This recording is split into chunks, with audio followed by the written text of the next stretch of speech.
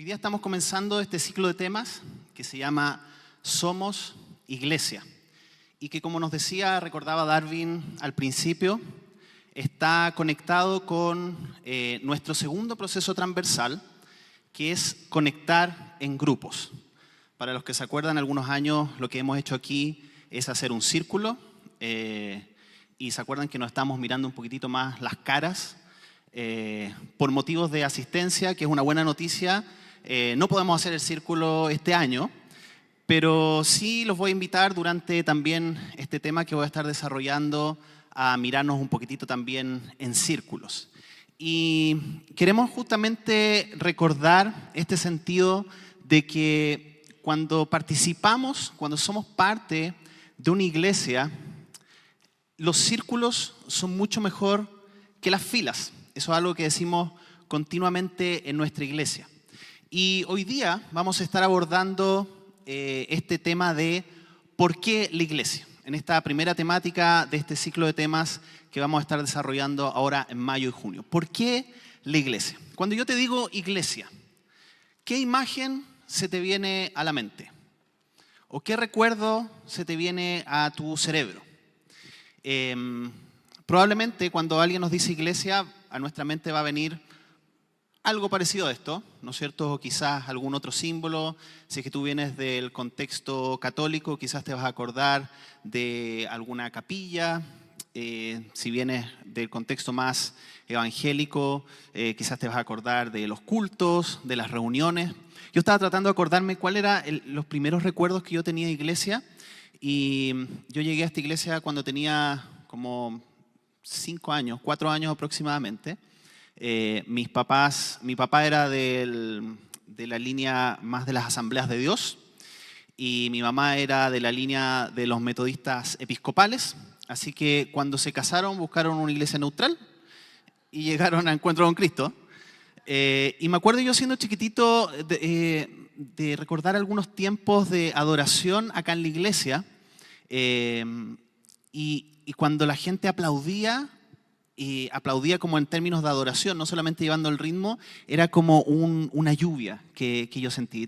Tenía ese recuerdo de chiquitito, muy chiquitito, de estar aquí en el templo y recordar esos aplausos que eran como unos aplausos de adoración que me sonaban como lluvia. Ese es mi primer recuerdo que creo que tengo como iglesia. Luego después vienen los campamentos y otras cosas. No sé, ¿cuál es tu primer recuerdo de iglesia? Quizás para algunos es un recuerdo bonito y quizás para otros no tan bonito. Y estoy consciente de que en esto de hacer iglesia, de ser iglesia, muchas veces pasamos por espacios y lugares que en vez de mostrarnos a Cristo, nos han mostrado más tal vez la carnalidad o los puntos débiles de lo que es ser humano. Por ahí alguna vez alguien decía, si estás buscando la iglesia perfecta y si por alguna razón la llegas a encontrar, no vayas porque la vas a echar a perder. Y la verdad es que la iglesia está compuesta por personas como nosotros que estamos en un proceso continuo de avanzar y de ser como Jesús.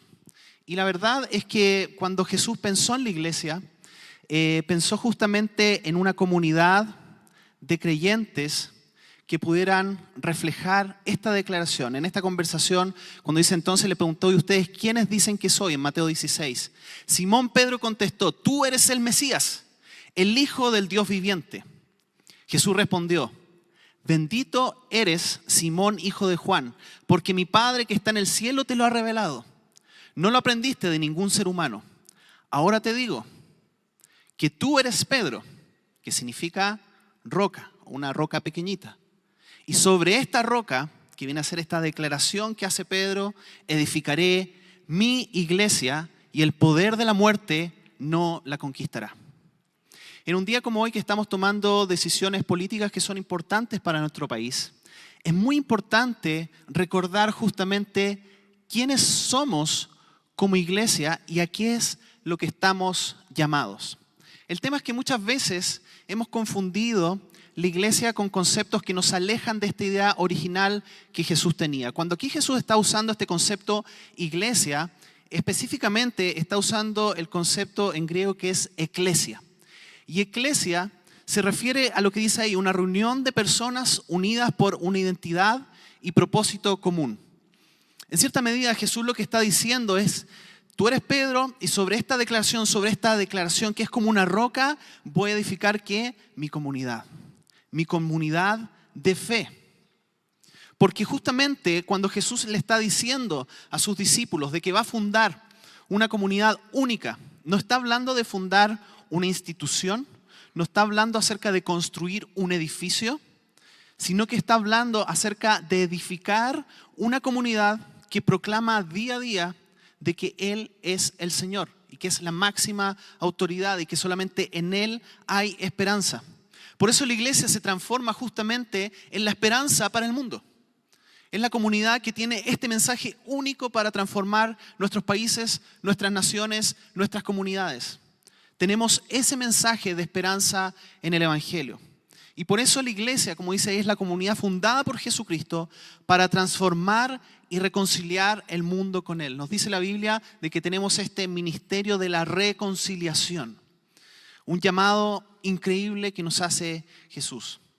Ahora, ¿qué es lo que pasa con esta gran perspectiva que Jesús nos muestra? ¿Y qué es lo que ha pasado tantas veces y muchas veces sigue pasando en que en lo que observamos en la iglesia muchas veces vemos lugares, espacios que están como ese edificio, esa vieja iglesia, casi derrumbándose? La idea de Jesucristo de conformar esta comunidad comienza desde esta declaración y dice que Él va a ser el que va a edificar la iglesia. Pero en la historia justamente de la cristiandad, vemos nosotros de que en un principio los cristianos fueron perseguidos. Hubo mucha persecución en los primeros siglos del cristianismo, en los primeros 2-3 siglos. Pero luego, con el acontecer del tiempo, ya vamos a ver más adelante por qué, pero la iglesia cristiana empieza a permear, empieza de alguna manera a transformar de manera misteriosa y muy profunda el imperio romano.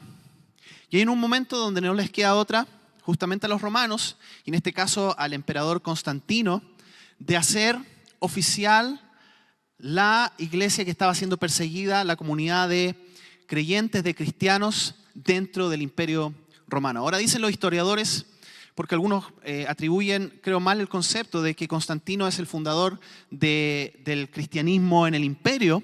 Podríamos quizás pensar de que de alguna manera es el fundador de la Iglesia Católica Romana, pero no nos vamos a meter en ese tema porque nos llevaría por otra línea de análisis. Pero es muy interesante que finalmente lo que hace Constantino con este decreto es que da libertad de culto en el imperio y también le da una posición importante a los cristianos.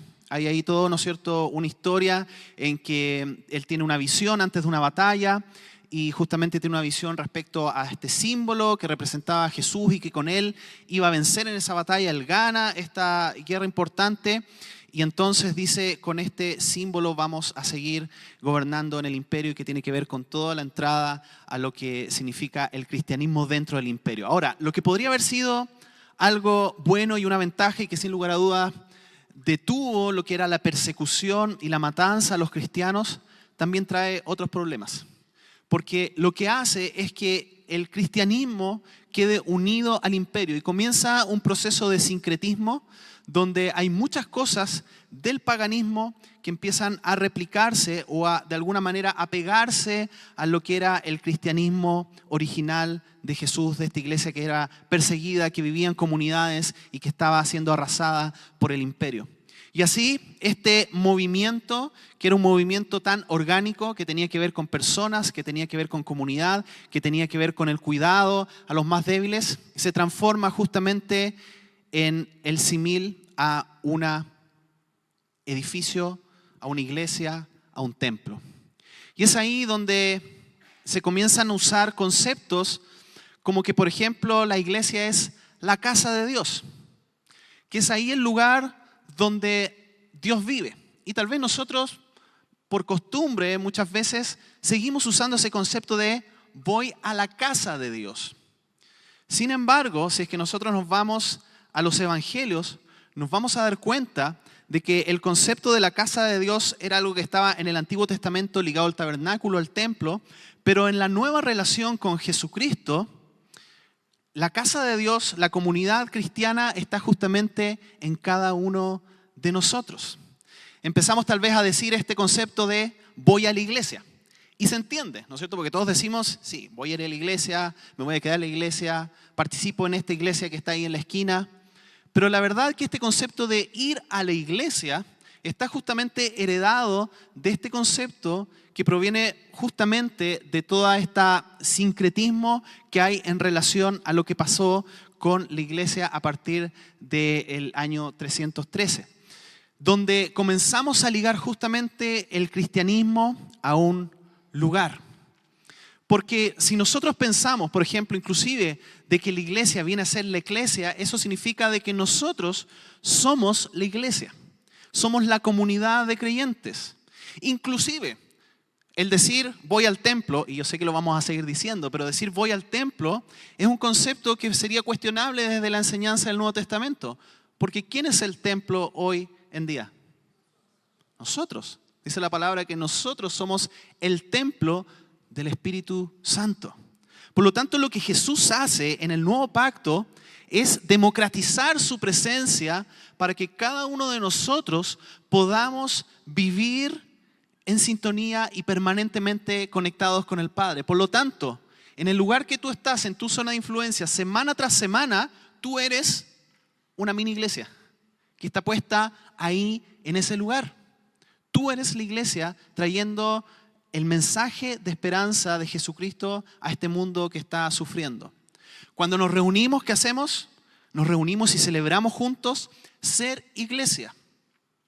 Y venimos a este lugar, que me gusta más decirlo tal vez como la casa de la iglesia, que es un lugar que nos acoge, que tiene un espacio cómodo, que nos encontramos con los distintos dones también para ser expresados en una reunión como esta, pero venimos a la casa de la iglesia. Venimos a la casa de la iglesia y por eso también la cuidamos con cariño, por eso también le hacemos mantenciones, porque es como nuestra casa. Pero ese es distinto el concepto en términos de esto de ser comunidad de fe. En la historia vemos luego que en la Reforma, ¿no es cierto?, comienza todo este retornar a la idea bíblica de lo que significaba ser iglesia, y los reformadores, partiendo por Lutero y muchos otros, comienzan a repensar esto de lo que significaba ser la iglesia, ser la comunidad de fe. Pero sin embargo, podemos caer muchas veces nuevamente en esta tendencia de pensar que son algunos los que hacen iglesia aquí adelante y que son otros que son los espectadores. Y tener esta visión más bien quizás como que voy a un teatro donde alguien me tiene que convencer de adorar a Dios, donde alguien tiene que darme y yo recibo. O podemos tener esta mirada a veces de que la comunidad se transforma más bien como en un mall, en donde voy al mall que satisface mejor mis necesidades y por lo tanto si el mall de aquí no tiene todo lo que yo necesito, me cambio de mall, me voy a otro mall. Y nos relacionamos con la iglesia como si fuera una prestadora de servicios donde voy cambiando como bien me cambiara la camisa cada día. Distintos conceptos que se han ido arraigando en la forma en cómo experimentamos el ser iglesia. Pero la pregunta sería, ¿cuál era el plan original de Jesús? ¿Y cómo lo comprendieron los apóstoles y la primera iglesia? Y para eso ustedes recibieron una hojita que tienen ahí un papelito con la lectura de hoy de Hechos 2, 42 al 47. Y les voy a pedir que ustedes se reúnan por 5 minutos aproximadamente con 3 personas, grupitos de 3 o de 4, para trabajar justamente la tareita que está ahí. Que lean el pasaje y luego contesten esta pregunta. ¿Qué palabra o frase es la que más me llama la atención de este pasaje y por qué? No se manden un compendio teológico, ¿ya? La idea es que todos puedan participar y que nadie quede solo ahí. Y tenemos lápices, están justamente los jóvenes de Click ahí atentos. Si es que alguien no trajo un lápiz, porque después también van a tener que hacer una tareita ahí en cada uno de los puntos que vamos a ir desarrollando. Así que levanten su mano. Los jóvenes de Click están ahí atentos para traer un lapicito, que después por favor le pedimos lo devuelva, lo deje ahí a la salida.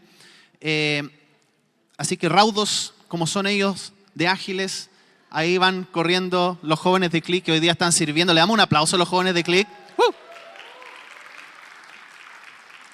Quédense con su mano en alto y sin lugar a duda ahí va a acercar. Ya, así que por aproximadamente 5 minutitos lean el pasaje, que alguien del grupo lea el pasaje y respondan esa pregunta que está ahí. Muy bien. Veo que algunos ya comenzaron a predicar, parece. Deja un poco en pausa ahí el análisis, ya vamos a volver aquí al texto, lo vamos a estar desarrollando. Pero es interesante cómo aparecen quizás algunos conceptos ahí en este pasaje que viene a ser un resumen justamente de lo que estaba pasando en la iglesia cristiana luego de la primera venida del Espíritu Santo. Y observamos aquí 4 señales de una iglesia viva.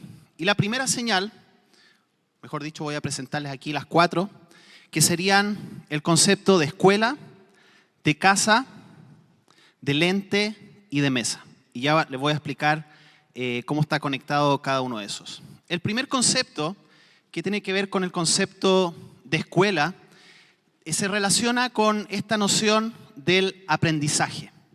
Y está justamente en este pasaje, que ustedes ya leyeron, que todos los creyentes se dedicaban a las enseñanzas de los apóstoles, a la comunión fraternal, a participar juntos en la comida, entre ellas la cena del Señor y la oración. Es interesante que a raíz de la venida del Espíritu Santo a la iglesia, que inaugura justamente este impulso, observamos de que el Espíritu Santo es como que hubiera fundado una escuela el día de Pentecostés. Porque justamente lo que se nos relata y lo primero que se nos dice es que todos los creyentes se dedicaban a la enseñanza de los apóstoles. Y es importante notar de que si bien la iglesia estaba siendo llena del Espíritu Santo, esto no se oponía al desarrollo intelectual y de aprendizaje. Porque a veces caemos en el error en las iglesias en pensar que tenemos que escoger o uno o los dos o el otro extremo, ir en un péndulo. O estudiamos o estamos llenos del Espíritu Santo. Pero y aquí en la primera iglesia notamos de que las dos cosas son totalmente combinables y parte de lo que es ser iglesia, una comunidad de aprendizaje, la perseverancia en esta enseñanza. Y esta enseñanza, ahí los teólogos hablan acerca de que habían 2 conceptos, que era el querigma y el didaché, que tiene que ver el querigma con la proclamación de la persona de Jesucristo, de quién era, del mensaje de salvación. Eso es lo que los apóstoles enseñaban. Recordemos de que la única Biblia escrita en ese momento que tenían los discípulos de Jesús era el Antiguo Testamento, probablemente una versión en griego, la Septuaginta, que usaban justamente, traducía al griego de los libros del Antiguo Testamento, pero por razones obvias ellos no tenían aún el Nuevo Testamento. Y por lo tanto había toda una enseñanza oral respecto a lo que Jesucristo les había enseñado a ellos, lo que ellos habían visto y que proclamaban a los discípulos. Y esta enseñanza, esta perseverancia justamente en la enseñanza de los apóstoles fue lo que fue consolidando la primera comunidad de cristianos. Y luego, con el tiempo, se van compilando justamente estos escritos de los apóstoles que luego se consolidan en un canon y que se transforman en nuestro Nuevo Testamento, un tema también muy interesante de estudiar, que no lo vamos a abordar aquí, pero sí, gracias a Dios ahora tenemos, ¿no es cierto?, compilada esta enseñanza de la vida de Jesús, de su obra y también de lo que significa ser un discípulo de Jesús. El querigma era la proclamación y la didaché era qué significaba ser un discípulo de Jesús. Y si tú no sabes lo que significa ser un discípulo de Jesús, te invito a inscribirte en el curso que comienza ahora el 23 de mayo, llegando a ser un discípulo, que no es solamente para los que se quieran bautizar, sino para aquellos que quieran descubrir algunos conceptos básicos de lo que significa ser un discípulo de Jesús. Se nos dice, por lo tanto, de que había esta enseñanza en la primera iglesia que aprendían. Y Colosenses, Pablo en su carta a Colosenses justamente exhorta a la iglesia a decir, por lo tanto, de la manera que recibieron a Cristo Jesús como Señor, ahora deben seguir sus pasos. Arráiguense profundamente en Él y edifiquen toda la vida sobre Él. Entonces, la fe de ustedes se fortalecerá en la verdad que se les enseñó. ¿De qué verdad está hablando aquí Pablo? De esta verdad justamente que se enseñaba en la iglesia primitiva. La verdad que se le enseñó, las enseñanzas de los apóstoles, las enseñanzas del querigma, de la proclamación de cómo llegar a ser un discípulo de Jesús, y rebosarán de gratitud. Ahora, el problema justamente surge cuando la iglesia cristiana se comienza a alejar de la enseñanza bíblica que hoy tenemos en el Nuevo Testamento. Y alguien pudiera preguntarse, bueno, ¿cómo accedemos a la enseñanza de los apóstoles si no tenemos a los apóstoles entre nosotros hoy? Justamente su enseñanza, como ya he dicho, está compilada en el Nuevo Testamento. Y el tema interesante aquí, y nuevamente un apéndice de lo que pudiéramos alargarnos, tiene que ver con qué pasa con el ministerio apostólico hoy. ¿Qué sucede con estos apóstoles que surgen? Según la enseñanza bíblica, podemos ver de que había un tipo de apóstoles que eran justamente los 12 más Pablo, que tienen esta autoridad para fijar doctrina dentro de la revelación que Jesucristo les había dado, que habían sido testigos de Jesucristo resucitado. Por lo tanto, el ministerio, podemos ver ciertos rasgos de ministerios apostólicos hoy en día, de repente personas que generalmente son los que no se dicen ser apóstoles, que tienen rasgos apostólicos en su forma de abordar la iglesia de una manera global. Pero ojo con aquellos que se autoproclaman apóstoles y que inclusive he escuchado por ahí que hay algunos que se sienten con la autoridad de fijar nuevas doctrinas. De hecho, por ahí escuché hace un tiempo a uno de estos apóstoles que decía, si Pablo hubiera sabido lo que yo sabía, él no hubiera sufrido el aguijón en la carne. Declaraciones tan absurdas como eso. Así que ojo con este movimiento apostólico moderno que no tiene un asidero respecto a la Biblia. Entonces, hoy tenemos este Nuevo Testamento, la enseñanza de los apóstoles. Y justamente la pregunta que yo te hago es, ¿cómo estamos nosotros perseverando en esta enseñanza bíblica? Carmen hace algunos domingos atrás, justamente entrando en lo que era la disciplina del estudio, nos desafió a profundizar en esta disciplina. Pero yo te pregunto, frente a todas las oportunidades que estamos dando también como iglesia de crecer, ¿estás aprendiendo? Sabes que es muy difícil a veces retener lo que estamos enseñando, pero cuando nosotros aquí estamos desde el púlpito dando una enseñanza, yo te animo a que tal vez tomes algún apunte quizás en tu celular o que traigas un cuadernito, porque no creo que muchos vayan a revisar nuevamente la predicación durante la semana, aunque están todas las prédicas publicadas ahí, pero este es un espacio de enseñanza para poder fortalecer el seguimiento justamente de lo que Jesús nos enseña a través de su palabra. Entonces debemos tomarnos en serio estos momentos de aprendizaje, porque siendo honesto, yo a veces ni siquiera a las 5 de la tarde me acuerdo qué es lo que prediqué. Menos te vas a acordar tú de lo que yo prediqué. Entonces, tenemos que ayudar a nuestra mente para poder perseverar en esta enseñanza. Y ahí te animo a hacer como este Pac-Man, ¿no es cierto?, que se comía todas las pelotitas en este videojuego de por ahí de los 80, los 90, a que seas como un Pac-Man buscando la palabra del Señor en todas las instancias que puedas aprender desde una perspectiva bíblica saludable. Ahora, ¿sabrías responder cuál es el mensaje central del Evangelio de Jesús? Si alguien te pregunta así en una frase, ¿tú podrías decir, así se resume el mensaje central del Evangelio de Jesús? ¿O podrías resumir cuáles son algunas de las cosas básicas de cómo debe vivir un discípulo de Jesús? Si es que no tienes esa claridad, es importante que la refuerces, porque justamente eso era lo que le enseñaban los apóstoles a la primera iglesia. Así que ahí tú tienes, a la vuelta de tu hojita, esta pregunta. Mi oportunidad de crecimiento en este concepto de escuela, de aprendizaje, ¿en qué te desafías a crecer hoy? Tal vez tú dices, ¿sabes qué? Tengo que comenzar algo súper básico en comprarme una Biblia o conseguirme una Biblia. O tengo que comenzar a tener una disciplina de lectura bíblica. O, ¿sabes qué? Voy a comenzar a participar, sí, ahora sí que sí, de Bíblica Fe. O me voy a inscribir en este curso. No sé, ¿cuál es tu desafío? ¿Cuál es tu desafío? Tal vez te propones revisar la predicación durante la semana. Ok, anótalo ahí, cortito. Mi oportunidad de crecimiento en esto es... Muy bien, seguimos adelante. Concepto de casa, que aparece también en este pasaje y que justamente tiene relación con el cuidado. La iglesia es una casa, o debería verse como una casa. Como dice aquí, todos los creyentes se reunían en un mismo lugar y compartían todo lo que tenían. Vendían sus propiedades y posesiones y compartían el dinero con aquellos en necesidad. Había un sentir justamente de autocuidado unos con otros, de animarse, de perseverar. Coinonía justamente es lo que tenemos en común, lo que compartimos. ¿Qué compartían? Principalmente el amor y ver al otro. Me gusta esta definición del amor, que es observar al otro, de verlo, de ver cuáles eran las necesidades. Y aquí claramente se nos puede ir la mente y pensar de que tal vez esto de compartir todo es una visión de despojo completo. Pero la verdad es que aquí hay un sentido de justamente compartir lo que tenemos en beneficio de los que tienen necesidad. La generosidad siempre ha sido una señal de la iglesia cristiana.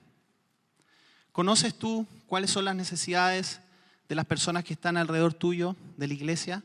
¿Tienes vínculos profundos con alguien de la iglesia? ¿Participas de algún grupo en el cual es ese grupo al que puedes acudir rápidamente si es que tienes una necesidad? Piensa solamente, cuando has tenido una petición de oración, ¿cuáles son esas 3, 4 personas a las cuales le envías un WhatsApp, un mensaje de texto para que estén orando por ti? De la iglesia. ¿Tienes a alguien? ¿Tienes un grupo que cuida de ti? Por eso en el desafío, y ya en algunos domingos más vamos a hacer este énfasis importante en relación a lo que son los grupos de encuentro, creemos justamente de que es muy necesario ser parte de un grupo pequeño. Los historiadores dicen de que una de las razones, lo decía al principio, de por qué la iglesia cristiana comenzó a conquistar el Imperio Romano fue justamente por el amor que tenían unos con otros e inclusive con personas fuera de la iglesia. Mira esta carta del emperador Juliano a un sacerdote pagano romano. Los impíos galileos, refiriéndose a los cristianos, no solo sustentan a sus pobres, sino también a los nuestros. Todos pueden ver que nuestra gente carece de ayuda nuestra. Él está exhortando a este sacerdote pagano, porque es interesante que Juliano fue uno de los emperadores que vino después de Constantino y vino justamente a querer retomar el paganismo dentro del Imperio Romano. Es decir, quiso hacer un avivamiento del paganismo dentro del Imperio Romano. Pero lo que observa que está pasando al interior del imperio es justamente de que los cristianos se han hecho cargo de aquellos débiles, desposeídos, que el imperio no estaba atendiendo. Y por lo tanto, ¿qué empieza a pasar a nivel de calle? De que la gente del Imperio Romano sabe que los cristianos predican un amor práctico, porque lo viven. Y eso empieza a mermar el paganismo dentro del Imperio Romano. Muy interesante, hay harta evidencia histórica en relación a esto y de cómo el mensaje del cristianismo también dignificó a la mujer, cómo el mensaje del cristianismo fue en contra del aborto en esos años del Imperio Romano donde era algo tan natural. El mensaje cristiano permeó profundamente justamente por este amor práctico. Hay un teólogo más contemporáneo, Francis Schaeffer, que dice: las relaciones de los unos con los otros como cristianos es el criterio que el mundo usa para juzgar si nuestro mensaje es verdadero. La comunidad cristiana es la apologética final. Apologética es la defensa de la fe. Es decir, cómo nosotros nos vemos como cristianos frente a nuestra sociedad es la defensa o el desmedro que va en relación a nuestra fe.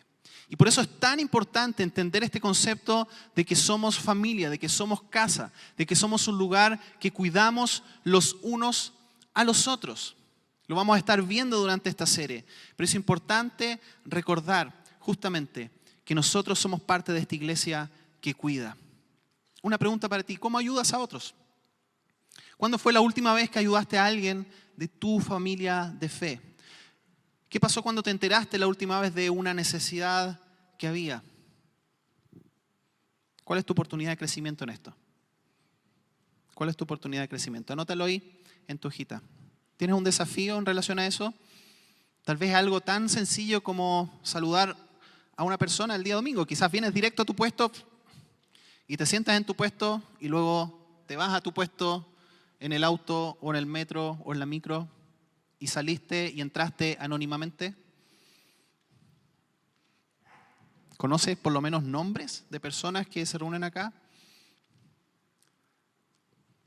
Quizás tu desafío es que ya sabes de la necesidad de alguien en tu comunidad de fe, aquí, y estás siendo desafiado hoy a ayudar. Tercero, este concepto de lente. Y estaba buscando qué pudiera reflejar justamente esto de la adoración.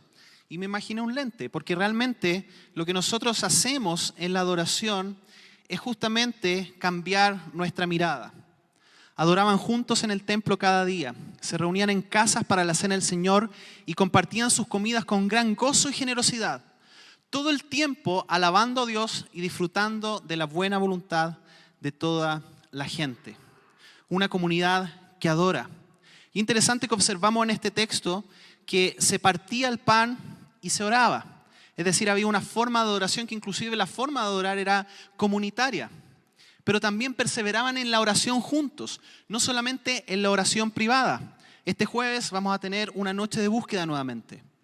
Y me encanta cuando esta reunión venimos con entusiasmo y también con perseverancia a orar unos por otros, a orar por la iglesia, venimos a adorar, porque justamente es lo que la iglesia tiene que estar haciendo continuamente. Y lo vemos en la primera iglesia, de que había este sentido de adoración, este sentido de buscar juntos. Y la primera iglesia podemos observar dos cosas. Primero, de que adoraba formal e informalmente, es decir, dice acá de que estaban en el templo juntos, pero que también se reunían de una manera más informal, orgánica o familiar, como queramos decir, en sus casas. Nuevamente, no es lo uno o lo otro, sino que eran ambas formas en las cuales la iglesia adoraba. Y por eso es importante de que cuál es nuestro espacio hogareño, orgánico, en el cual también nosotros nos animamos y adoramos juntos. En una segunda mirada, la iglesia adoraba gozosamente, pero también de manera reverente. Y aquí hay una palabra interesante que dice que adoraban juntos cada día y que lo hacían con gran gozo y generosidad. Y aquí hay una palabra en el original que justamente exhibe esta forma de adoración que es como exuberante de alegría, exuberante de gozo. Pero este gozo no les hacía perder el temor y tener la conciencia de quién estaban adorando, que era el Señor y Creador del universo. A veces pecamos en la iglesia de ponernos tan confianzudos con el Señor que casi lo vemos como un amigo, un compadre, y no nos damos cuenta que estamos adorando al Señor de señores, aquel que gobierna sobre la tierra. Por lo tanto, una actitud de gozo, pero también reverente, es la que observamos aquí en esta primera iglesia. La iglesia siempre debe buscar levantar la mirada a Cristo. Esta semana nos reunimos con los encargados de los grupos de adoración y hablamos justamente acerca de esto, de cómo ellos son unos facilitadores para que ustedes puedan adorar al Señor en este tiempo de canciones. Pero no son aquellos que tienen que convencerlos de eso. Usted debería llegar con una sana expectativa de decir, vengo sintonizado para levantar el nombre del Señor hoy día en la iglesia. Y por eso voy a llegar a la hora y por eso no me voy a perder ni una canción de este tiempo, porque es el tiempo en el cual vuelvo a levantar mi mirada hacia Jesucristo. Es el tiempo donde me pongo estos lentes que quizás se empañaron un poquitito en la semana viendo el día a día, y me pongo estos lentes de la obra de Cristo y lo miro a Él con claridad y digo, Señor, tú eres el centro. Ponemos nuestra mirada en ti. Pongo mis ojos en Cristo. Pon tus ojos en Cristo, como cantamos.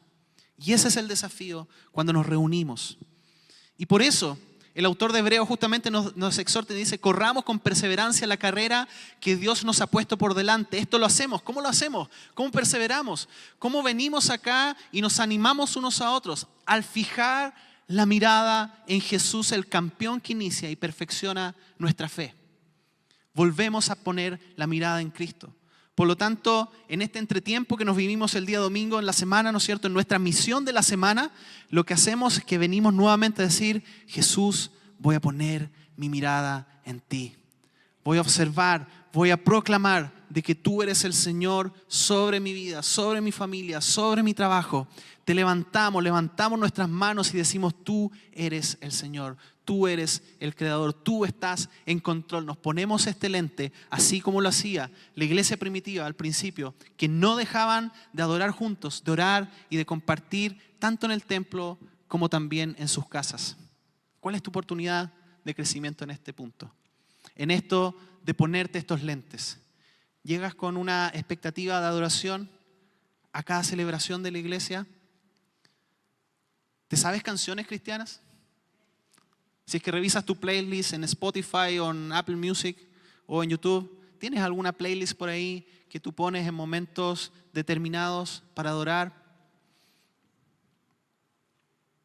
¿Cómo está tu actitud de adoración y de entrega permanente? ¿Eres perseverante en la adoración en la casa de la iglesia? ¿O vienes una vez al mes, una vez cada 2 meses? ¿Cómo es tu perseverancia en la adoración comunitaria? ¿Cuál es tu oportunidad de crecimiento en este punto? Y por último, la mesa, que tiene que ver con este concepto de evangelismo. Y hablaba con Gaby la semana y le decía, ¿sabes qué? Muchas veces cuando pensamos en evangelismo, a veces lo igualamos como este concepto de ejército, de ir a conquistar. Pero la verdad es que en mi entendimiento el sentido de evangelismo tiene más que ver con invitar a la mesa del banquete que el Señor ha preparado para nosotros y que podemos compartir con un mundo que está hambriento y sediento. Y aquí vemos, ¿no es cierto?, de que estos 3 puntos anteriores quizás pudieran tener un enfoque más hacia adentro de la comunidad cristiana, pero aquí en este versículo se nos desafía y se nos dice de que y cada día el Señor agregaba a esa comunidad cristiana los que iban siendo salvos.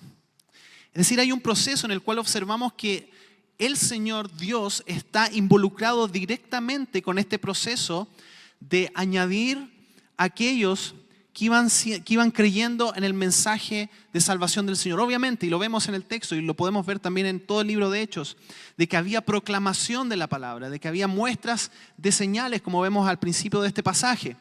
Había proclamación permanente, pero es el Señor el que va caminando junto, o delante, mejor dicho, de la iglesia, para convencer a aquellos que necesitan esperanza. La Biblia nos dice de que Él es el Espíritu Santo, el que justamente trae el convencimiento de justicia y de juicio. Es el que abre los ojos de aquellos que están ciegos. Y por eso es tan importante nuevamente el rol de oración de la iglesia para que nuevas personas puedan conocer la esperanza a la cual Él nos ha llamado. ¿Lo estamos haciendo? ¿Cuán estamos involucrados? ¿Cuánto estamos involucrados en esto de invitar a la mesa del Señor? En este pasaje que Jesús justamente está hablando acerca de los invitados a la boda, que no quisieron venir, que se quedaron ahí, Él manda a uno de sus siervos y que pudiéramos pensar cada uno de nosotros a invitar a personas a este banquete. Ve rápido a las calles y callejones de la ciudad e invita a los pobres, a los lisiados, a los ciegos y a los cojos. Después de hacerlo, el sirviente informó, todavía queda lugar para más personas. Mira al lado de esas sillas. Mira las sillas aquí, que están vacías. ¿Queda lugar o no queda lugar? Queda lugar. Queda lugar. Todavía queda lugar para más personas. Entonces su amo dijo, ve por los senderos y detrás de los arbustos y a cualquiera que veas, insístele que venga para que la casa esté llena. Jesucristo mismo nos está invitando a ser invitadores, a traer personas a su banquete, a esta mesa que está preparada. A mí me pasaba cuando chico, como buen hermano mayor, que a veces me invitaban a cumpleaños y yo estaba ahí en los cumpleaños y estaba disfrutando de los soufflés, ¿se acuerdan? Los de los 80, que era como lo único que había en los cumpleaños en ese tiempo. El soufflé, la bebida free, ramitas, todo eso. Y yo estaba disfrutando de eso, pero también estaba pensando en mis hermanas chicas que estaban en la casa y que no estaban disfrutando de ese banquete. Casi nunca les llevaba, me lo comía todo, pero tenía como por lo menos un sentido de culpa de hermano mayor. Pero no sé si te pasa a ti que de repente estamos en una reunión tan gozosa, que el Señor nos bendice tanto, con su presencia, con ánimo a través de su palabra. Y te acuerdas de una persona que podría estar sentado aquí. O estás en un grupo pequeño disfrutando de la comunión, de la interacción con otros. Y dices, qué genial que esta persona pudiera también ser parte de esto. Tal vez ni siquiera lo pensamos. Tal vez tenemos justamente esta noción de que venimos y nos vamos y no estamos pensando en aquel que está detrás de los arbustos, que está por los senderos, que está detrás del escritorio de tu trabajo, aquel que está detrás de un puesto en la universidad y que necesitamos invitar al banquete, a la mesa del Señor. El Señor está comprometido plenamente con esta misión. Lo único que tenemos que hacer es ponernos a disposición de Él. ¿Se acuerdan cuando a principio de año hicimos aquí un arbolito donde amarramos unas ramitas verdes que simbolizaban a cada una de estas personas a las cuales nosotros queríamos proclamar, invitar, que queríamos hablar acerca del Evangelio? ¿Cómo está ese compromiso de oración? Y lo interesante y lo bonito es que en este pasaje vemos de que era algo diario. Diariamente el Señor iba agregando. Tenemos un desafío, querida iglesia, encuentro con Cristo. Desde aquí al próximo año, por lo menos, si cada persona de la iglesia invitara a una persona, doblaríamos justamente el número de quienes estamos siendo parte de la iglesia. Y no me refiero solamente a llenar este lugar. Pero cuando tú piensas, por ejemplo, en el retiro que viene ahora de mujeres, ¿tienes ya una invitada que les vas a pagar, por ejemplo, ese lugar? ¿Por lo menos invitaste a alguien que no sea cristiano? ¿Has pensado tal vez que pudiera ser una oportunidad? En unos sábados más vamos a tener un desayunazo de hombres, ya va a salir por ahí la promoción. Es un espacio para invitar a tu compañero de oficina, de trabajo, que venga a ese lugar. Los jóvenes de Sigma, de Lin, ¿has pensado en invitar a ese compañero? Ayer tuvieron un paseo al cerro San Cristóbal. Era una oportunidad ideal para invitar a alguien a caminar en el cerro. Pero tenemos que sintonizarnos con el sentido de misión que tenemos como iglesia. El llamado que Jesucristo nos hace. La iglesia es la única sociedad cooperativa del mundo que existe para el beneficio de aquellos que no son sus miembros. Decía este obispo William Temple. ¿Cuál es mi oportunidad de crecimiento en esto? ¿Lo vas a tomar como un desafío personal?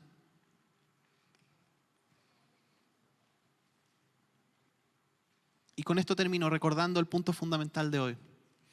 La iglesia es la comunidad fundada por Jesucristo para transformar y reconciliar al mundo con Él. Si realmente creyéramos de que el Señor nos ha delegado este mensaje de reconciliación, saldríamos como locos después de este lugar para compartir la buena noticia. Pero tal vez necesitamos primero ser despertados por el Señor para sentir la pasión que tenía este organizador de esta boda a invitar a aquellos que no eran parte de su mesa. Mientras los músicos pasan aquí adelante, yo te quiero invitar a pensar en cómo podemos, cada uno de nosotros, seguir construyendo esta iglesia viva a la cual el Señor nos ha llamado. Y mientras digo esto, sé que tal vez en medio nuestro hay algunas personas que quizás han sido dañados en su camino de ser cristianos por comunidades de iglesia. Quizás tú estás dolido, quizás algunos se sienten fundidos. ¿Sabes qué? El mensaje de esperanza también es para ti.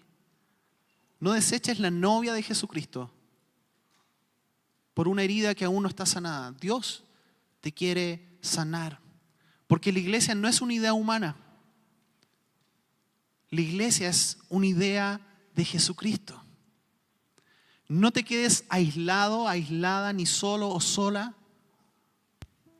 por este temor a ser dañado. Es comprensible y tal vez tienes que sanar y procesar cosas. Pero hoy te quiero invitar a reenamorarte de este sentido de lo que es ser parte de una comunidad de fe. ¿Y dónde estás? Te quiero invitar que cierres un momento tus ojos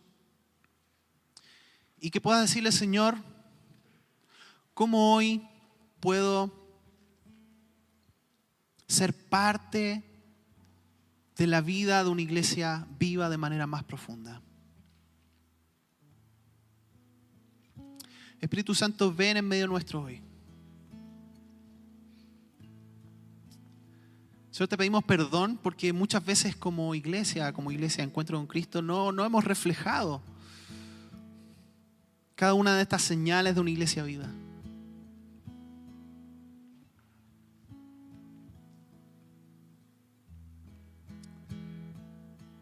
Quizás a veces hemos sido muy livianos en cómo en el día a día nos relacionamos con tu palabra. Tal vez hemos fallado en cuidarnos unos a otros. Tal vez más que adoradores nos hemos transformado en consumidores.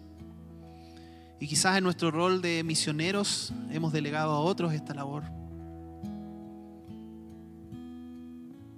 Jesucristo, te invitamos que vengas hoy en medio nuestro y que restaures primero en nosotros este sentido de ser iglesia.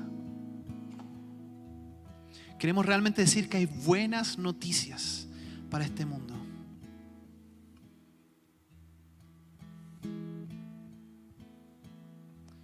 Somos un grupo de personas rescatadas por tu gracia, Señor.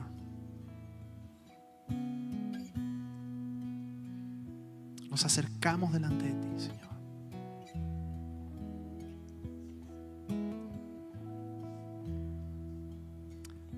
Padre, ven con tu Espíritu Santo en aquellas personas que tienen heridas abiertas respecto a comunidades cristianas donde tal vez sufrieron abuso espiritual y tantas otras cosas. Sana los corazones hoy, Señor. Sana los corazones hoy.